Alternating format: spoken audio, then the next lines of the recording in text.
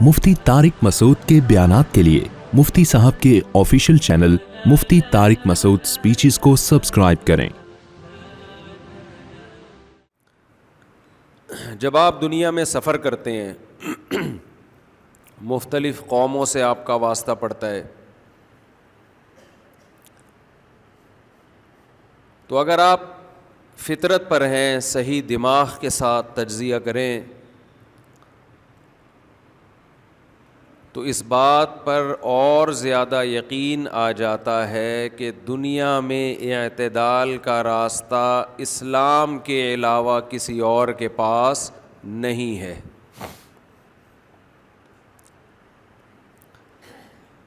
پوری دنیا اس وقت بے اعتدالی کا شکار ہے۔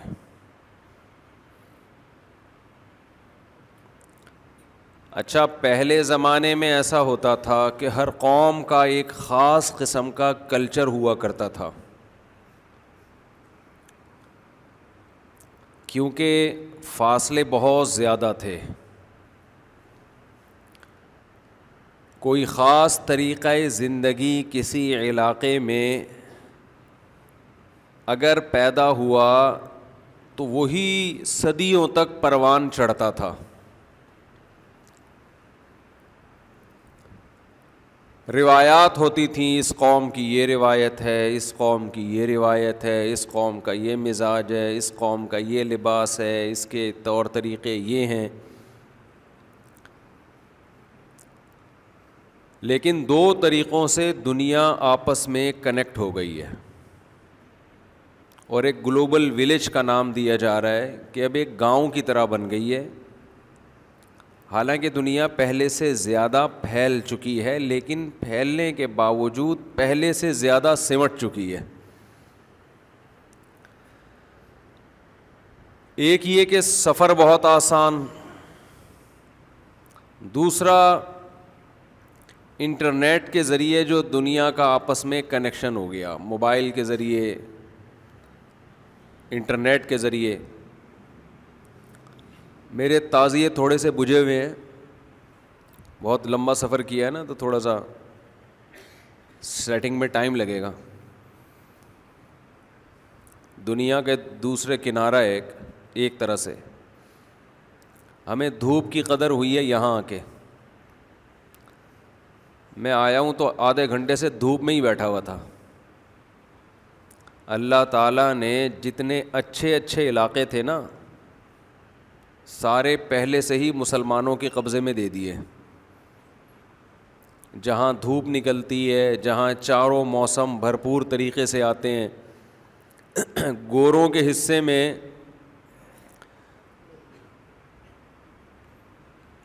بہت بڑا علاقہ ایسا آیا ہے جہاں یا تو سردی ہے یا سورج ہی مارکیٹ سے شارٹ ہے۔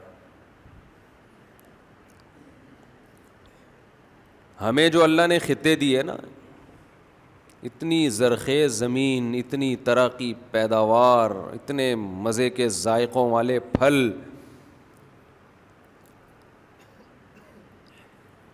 لیکن ہمیں اللہ نے اس کے بدلے میں ایک نعمت جو دی نا اتنی بڑی، اس کے بدلے میں ایک مصیبت بھی دی۔ وہ ہمارے نیک اور پرہیزگار حکمران، جنہوں نے بیڑا غرق کرنے میں الحمدللہ کوئی کسر نہیں چھوڑی۔ یہ اللہ کا بڑا فضل ہے۔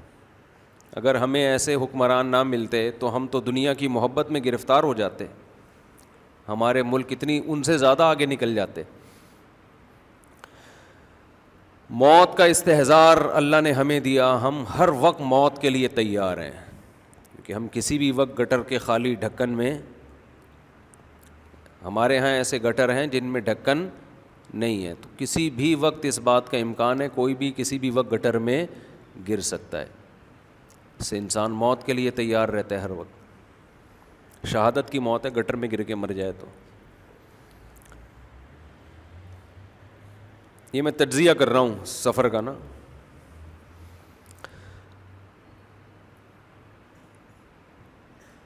اور جو اسنیچنگ ہے، موبائل، ڈاکوؤں کا خوف، گولی کا خطرہ، بم پھٹنے کا، بم تو تھوڑے کم ہو گئے مارکیٹ میں، لیکن گولیاں ابھی بھی دبا کے چل رہی ہیں. Tablets are walking in president. صدر میں گولیاں چل رہی ہیں. تو ہمیں جو مسئلہ ہمارے ساتھ ہوا نا حکمرانوں کا ہوا ہے. خیر میں موضوع کو لے کے چلتا ہوں آگے. تو سیٹنگ تھوڑی سی آؤٹ ہوئی ہوئی ہے, ابھی ٹائم لگے گا دوبارہ سے. ایک تو چھینکیں شروع ہو گئیں کراچی ایئرپورٹ سے نکلتے ہی, چھینکیں بھی شروع ہو گئیں, اور ناشتہ کیا تو ایک تیزابی اسی پیٹ میں شروع ہو گئی. حالانکہ ہم نے وہاں بھی پراٹھے بھی کھائے. ہم تو پراٹھے کہیں بھی نہیں چھوڑتے. ناروے میں پراٹھے کھائے ہم نے, جرمنی میں کھائے, سویڈن میں ہم نے حلوہ پوری کھائی. پاکستانی تو ہر جگہ اپنی پوریاں لے کے گئے ہیں, لیکن کوئی ایسیڈیٹی نہیں ہوئی. حالانکہ پراٹھے اور پوریاں کوئی کھانے کی چیز تو نہیں ہے. سب کچھ کھایا, بد پرہیزی بھی کی. مٹھائی تو میں کبھی زندگی میں کھاتا ہی نہیں. وہاں مٹھائیاں بھی پھوڑی ہیں, پیٹ نہیں خراب ہوا. اور یہاں جب میں ایئرپورٹ سے آ رہا تھا, راستے میں ہی عجیب سا چھینکیں وینکیں شروع ہو گئیں, اور گھر آ کے ناشتہ کیا تو ایک عجیب سی تیزابیت شروع ہو گئی ہے پیٹ میں. ٹائم لگے گا, ابھی سافٹ ویئر اپڈیٹ ہوں گے یہاں کے حساب سے. ایک آدھ دن میں انشاءاللہ ہم دوبارہ اسی خراب سیٹنگ پہ آ جائیں گے. خراب سیٹنگ ہوگی کیونکہ اس کے حساب سے باڈی اپنے آپ کو ایڈجسٹ کرے گی. کیا کریں یار, کس سے کدھر کو نکل گئے. لیکن میں یہ عرض کر رہا تھا کہ دھوپ نہیں ہے وہاں پہ نا, جو اصل بات یہ تھی. سردیوں کی دھوپ کتنی بڑی اللہ کی نعمت ہوتی. میں کافی دیر, آدھا ایک پونا گھنٹہ دھوپ میں بیٹھا ہوں آج آ کے, کہ تھوڑا روشنی ملے, دماغ تھوڑا کھلے. اس پر ہم انشاءاللہ سفر نامہ پیش کریں گے آپ کے سامنے. ابھی ہم جو موضوع لے کے چلے ہیں نا وہ ذرا مکمل ہو جائے, یہ تو چلتا ہی رہے گا. ایک طرف قرآن کو ہم دیکھتے ہیں وہ کیا بتا رہا ہے, ایک طرف اپنے عمل کو دیکھتے ہیں وہ کدھر کو لے کے جا رہا ہے. میں بار بار سوچتا تھا کہ اللہ تعالیٰ نے شعیب علیہ السلام کا واقعہ قرآن میں بیان کیا. یہ واقعات انگریزوں کے پاس نہیں ہیں کہ وہ قوم ناپ تول میں کمی کرتی تھی, جس کی وجہ سے کتنا بڑا عذاب اس قوم پہ آیا, کتنا بڑا عذاب آیا. اس لیے کہ کسٹمر کو دھوکہ دیا کرتی تھی وہ قوم. انگریزوں کے پاس اپنی قوم کو دھوکے سے بچانے کے لیے قرآن مجید کی یہ آیتیں نہیں ہیں. پھر بھی انہوں نے اپنی قوم کی تربیت کی, اور اب وہ عام طور پر تجارت میں جھوٹ نہیں بولتے. ہمارے پاس تو اسلام تھا, قرآن کی آیتیں تھیں, لیکن کتنی کرپشن ہے, کتنا جھوٹ بولا جا رہا ہے. ان کے پاس کوئی ایسی حدیث نہیں ہے کہ صفائی نصف ایمان ہے, لیکن وہ کوشش کر رہے ہیں کہ الیکٹرانک گاڑیاں آ جائیں کہ دھواں ہی مارکیٹ سے شارٹ ہو جائے, پیٹرول اور ڈیزل سے کیا جان ہی چھوٹ جائے تاکہ ہوا صاف ہو. ہم پیٹرول ڈیزل سے جان نہیں چھڑا سکتے, کچرے سے تو جان چھڑاؤ میرے بھائی. کچرا تو صاف کرو, گٹر تو صاف کرو. لکھا ہوگا صفائی نصف ایمان ہے, مگر عمل یہ بتا رہا ہے کہ گندگی عین ایمان ہے. یعنی اگر کوئی مسلمان کے عمل کو دیکھے نا تو ایسا لگتا ہے ان کے مذہب میں گندگی, گندا رہنے کی بہت زیادہ فضیلت ہے. مذہب یہ کہہ رہا ہے کہ 5 ٹائم جب آپ اللہ کے گھر میں آؤ گے تو مسلمان پر لازم ہے 15 دفعہ دن میں کلی کرے, 15 دفعہ دانت صاف کرے, 15 دفعہ ناک صاف کرے, 15 دفعہ منہ دھوئے, 15 دفعہ پاؤں دھوئے. بتاؤ اس سے زیادہ کوئی صفائی کی تعلیم کسی مذہب میں ہو سکتی ہے؟ لیکن 15 دفعہ سب کچھ کرنے کے بعد بھی کیا رہے گا؟ میلا ہی رہے گا. گھروں میں میل, گھر کے باہر کچرا, 2-3 دن انسان کو نا ایڈجسٹ ہونے میں لگتے ہیں. میں بھی عمرے سے آیا تھا نا, ابھی ریسنٹلی گیا تھا, تو کراچی میں بارشیں ہو رہی تھیں, تو سعودی عرب میں بھی صفائی دیکھی ہم نے. تو جیسے ہی میں جب یہاں آیا ہوں تو جو گلی کا حال ہوا تھا، مکھیاں اتنی زیادہ، وہ جو بارشوں بہت ہوئی نا تو اس کی وجہ سے الحمدللہ گندگی دبا کے پھیلی ہے.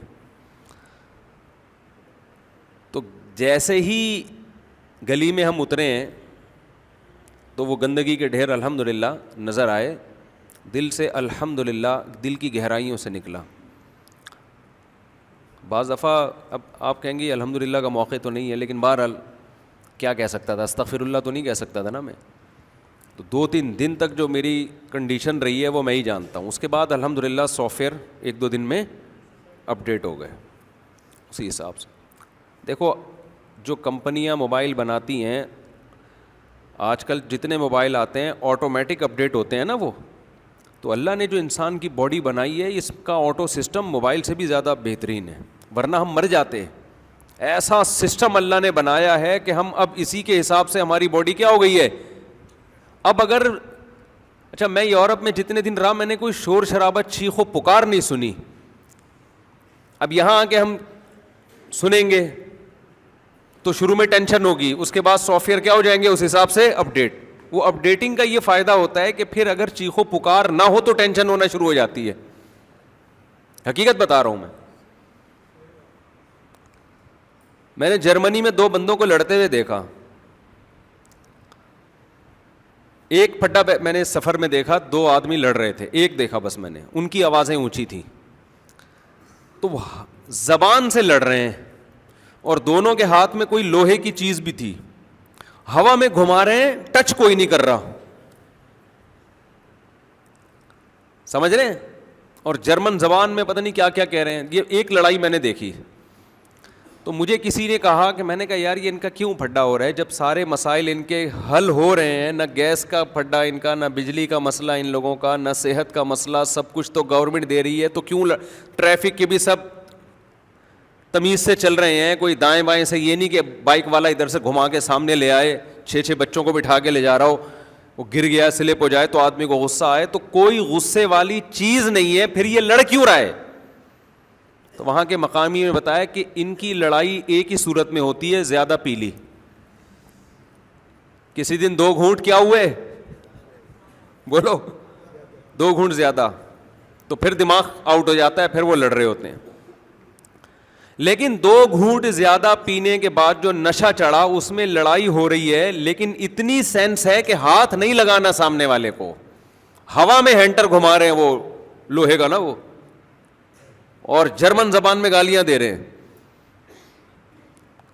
تو میں نے کہا یار اتنی سخت لڑائی ہو رہی ہے مگر بلوٹوتھ کے ذریعے ہو رہی ہے، یہ وائی فائی کے ذریعے ہو رہی ہے، کوئی فزیکل ریلیشن نہیں ہو رہا. تو وہاں کے مقامی ساتھی نے بتایا اصل میں یہاں قانون ہے جس نے پہلے ہاتھ لگا لیا نا اس کی شامت آ جاتی ہے، جواب میں پھر کچھ بھی ہو جائے. پہلے جس کا ہاتھ دوسرے کی باڈی پہ ٹچ ہوا تو پھر سامنے والا اس میں جتنا بھرپور رپلائی کرے اس سے نہیں پوچھے گی گورنمنٹ، پوچھے گی اس سے کہ پہل کس نے کی ہے. مجھے بڑا اچھا لگا، میں نے کہا خاندانی قانون ہے یار. اس کا فائدہ یہ ہو رہا ہے کہ ادھر ادھر سے گھما رہے ہیں بس ہوا سے نا، سے ارطغرل کے ڈرامے کی تلوار نہیں ہے ٹھیک ہے نا، یہ فلموں کی جو ہوتی ہے ہوا سے گھوم رہی ہے. ہمارے یہاں بھی ایسا قانون بن جائے کتنا مزہ آئے گا یار. پھڈے ہوں گے دبا دبا کے اور لوگ مکہ کے ناک کے قریب سے مکہ گھما رہے ہوں گے، ناک کے قریب سے، اور دوسرا چاہے گا کہ میری ناک پہ لگے، دوسرا چاہے گا کہ مجھے لگے تاکہ کیس کس پر ہو، اس پر ہو. ہر آدمی پٹنے کے لیے تیار ہوگا، اپنی خدمات پیش کی جائیں گی کیونکہ پٹنے والے کو بھاری بھرکم جرمانہ ملتا ہے. سارے بے روزگار لوگ کوشش کریں گے کہ ہم پٹیں. ایسا ہوگا کہ نہیں ہوگا؟ تو لڑائیاں مارکیٹ سے کیا ہو جائیں گی، شارٹ. تو سافٹ ویئر اپڈیٹ ہم لوگ کے یہاں کے حساب سے ہو چکے ہیں. تو یہاں ہمیں گالیاں چاہیے، یہاں ہمیں پھڈے چاہیے، یہاں ہمیں کرپشن چاہیے، یہاں ہمیں چھینکیں چاہیے. یہ ساری سیٹنگ یہاں پہ چاہیے ہمیں. تو وہ دھوپ سے بات چلی کہ اتنی اچھی دھوپ ہمارے یہاں نکلتی ہے, اللہ ہمیں نعمت کی قدر کی توفیق عطا فرمائے, لیکن یہ کہ ہمارا جو حال خراب ہوا ہے نا وہ ان حکمرانوں کی وجہ سے ہوا ہے. اچھا, بات سے بات چل نکلتی ہے تو ایک اور بات عرض کروں. میں جب وہاں کے ولاگز بنا رہا تھا کہ دیکھو کتنا اچھا ملک, کتنی زبردست مینجمنٹ, تو بعض لوگوں نے نیچے کمنٹس کیے ہوئے تھے کہ ان لوگوں کی آبادی بہت کم ہے اس لیے انہوں نے کنٹرول کیا ہوا ہے. پاکستان میں آبادی بہت زیادہ ہے, اتنے لوگوں کو کنٹرول کرنا ممکن بولو نہیں. یہ انتہائی فضول قسم کی بات ہے. یہ ایسی بات ہے جس کا نہ کوئی سر ہے نہ کوئی بولو پیر ہے. یہ اتنی خطرناک بات ہے کہ آپ کے پاس ایک ہی طاقت تھی, اگر وہ ہے آبادی کی طاقت, اگر وہ بھی آپ نے ختم کر دی تو آپ تو جس کنڈیشن میں ابھی ہیں اس سے بھی جائیں گے آپ. اس کو میں ایک سادہ سی مثال سے سمجھاتا ہوں.